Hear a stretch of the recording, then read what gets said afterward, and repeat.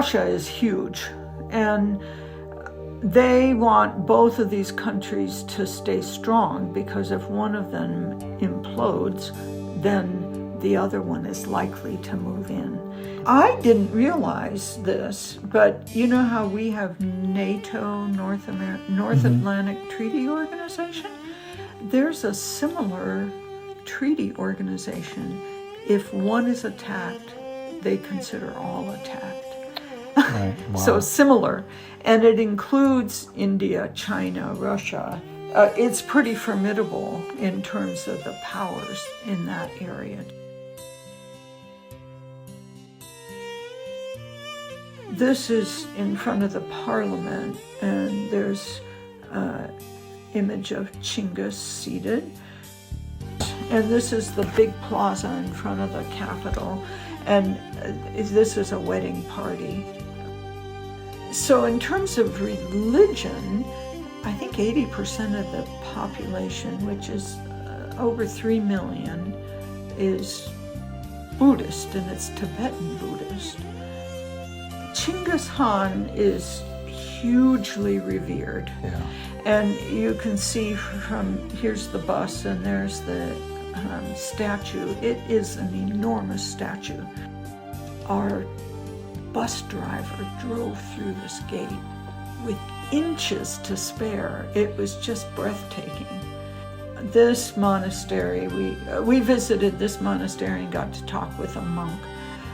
This monastery is called an elephant trunk monastery, and you can see why, because the stairs leading up to it are like a trunk. These blue scarves are just everywhere. They were woven in the visors of the cars that we drove in. Yeah. In this case, they're woven into a teepee-type structure at the top of a hill that we climbed. And the blue scarves were ubiquitous, yeah. But shamanism is the base. It predates Tibetan Buddhism. And this woman's a shaman, and she talked about her life. She's 49 years old. She was epileptic when she was, I think 13. She had a seizure. And it's viewed as a positive thing in terms of connecting with the spirit world. And that's true in lots of cultures. And you can only become a shaman if someone else in your family is a shaman. So she's hoping a grandchild will be interested. These are called standing stones, and this is a UNESCO site. And you can see there's reindeer images here. And at the bottom of the standing stone, there's a belt with different ceremonial things and maybe daggers hanging off of it. And there's actually an archer right there. There's a bow and an arrow. And this site, you can see there's a few other standing stones, but these standing stones are all over Mongolia. So they have sacred meaning. But towards the end of our trip, we visited a Kazakh family, and the Kazakhs are Muslim, and they left China because they were being persecuted, and Mongolia welcomed them in. So it's an ethnic minority, maybe 2% of the population, that's Muslim.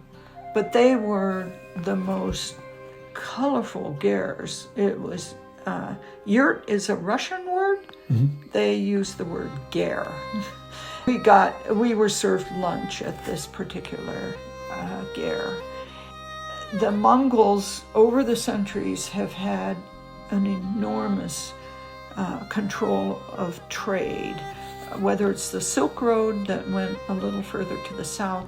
This is a north-south road called the Tea Road, and it went from China up into Russia and then west to St. Petersburg, and supplied the tea to Europe, you know.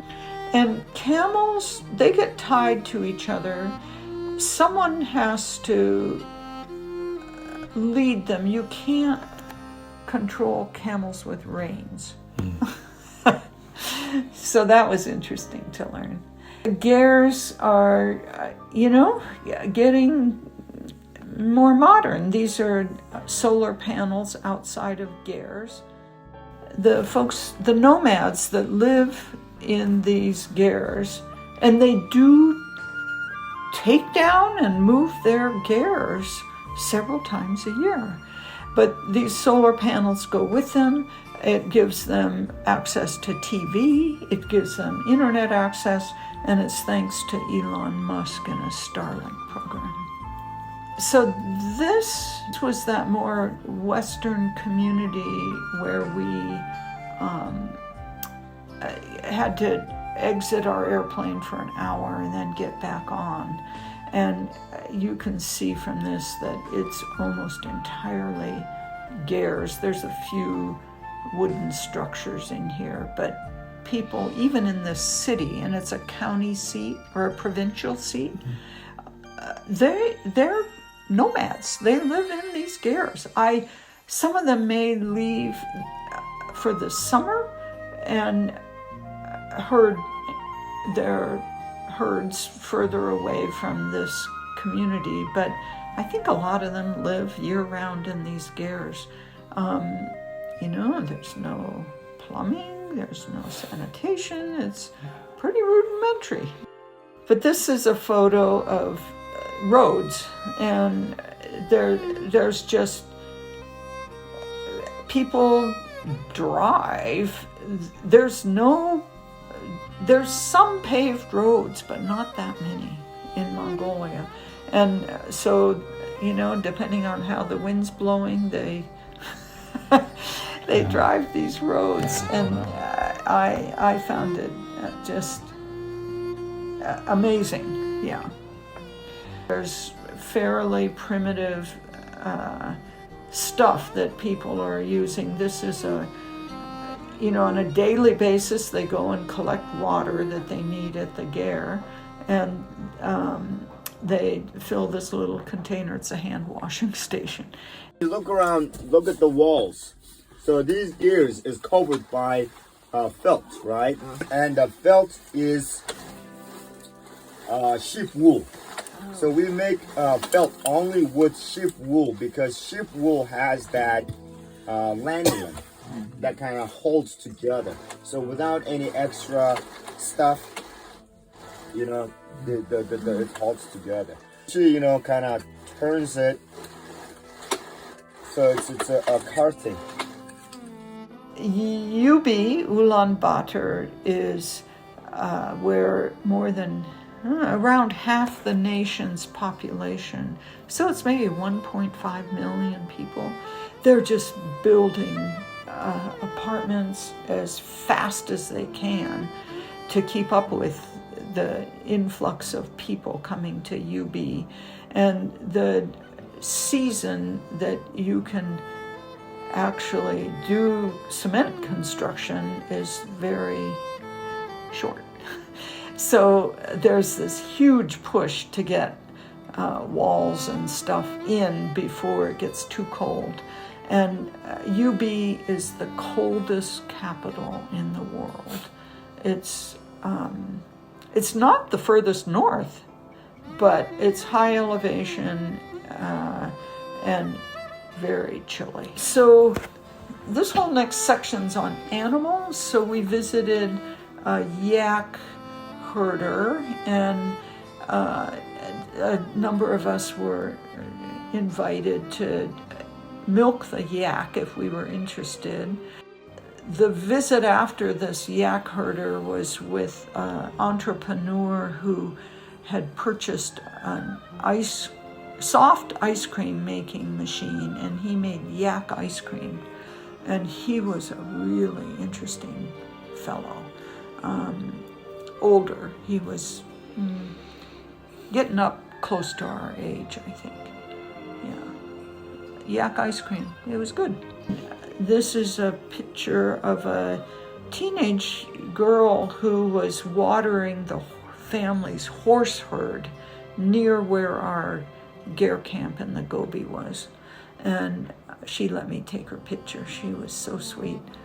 One day, when actually it was the day we were driving to the Yawl Valley, which is the Vulture Valley, we came across this nomad that had tied up all of its goats to milk them.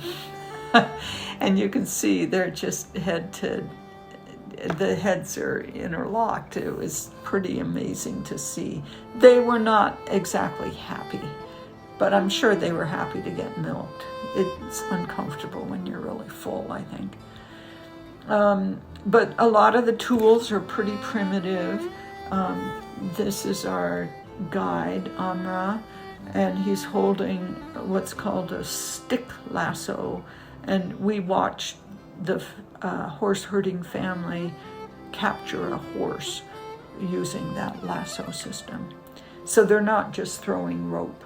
And this was a system for tanning the horse hide to make the straps more supple so that you could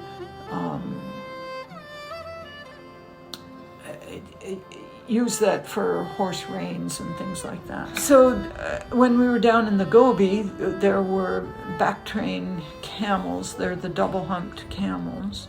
And we actually got an opportunity to ride the camels. We had the honor of climbing up onto a ridge where there were a lot of petroglyphs. This is a reindeer. You can see a wolf there. And on the right is an ibex. And when we walked up into the Yawl Valley, the Vulture Valley, there was a pile of stones with an ibex horn on it.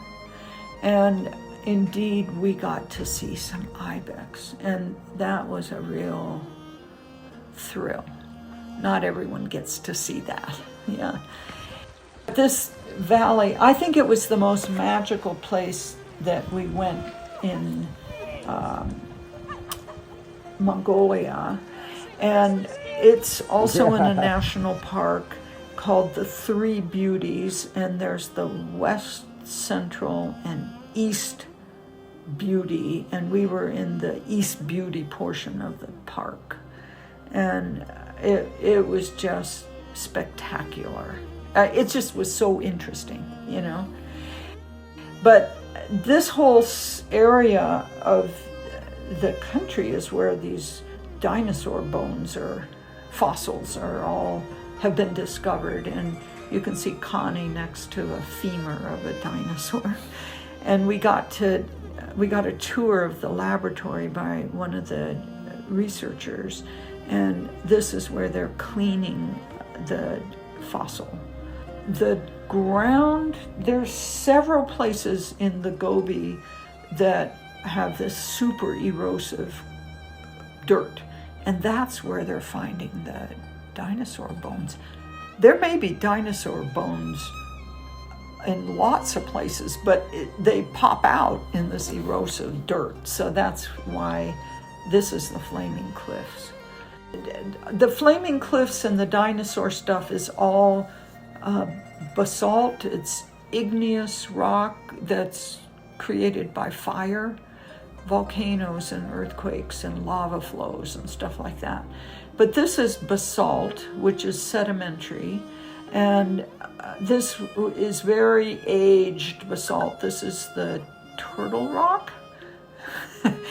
And then right behind our Gare, there was a standing rock on the cliffs behind.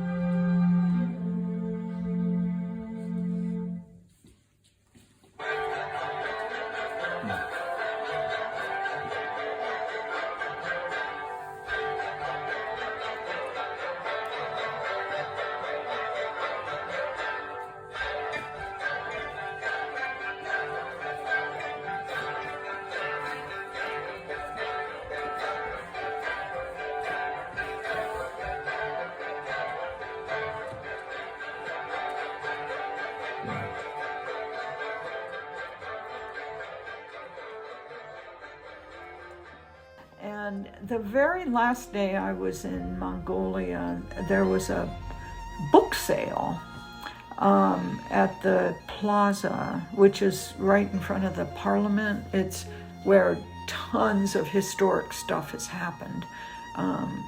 But every weekend there was activities there. And in this case, it was a book sale.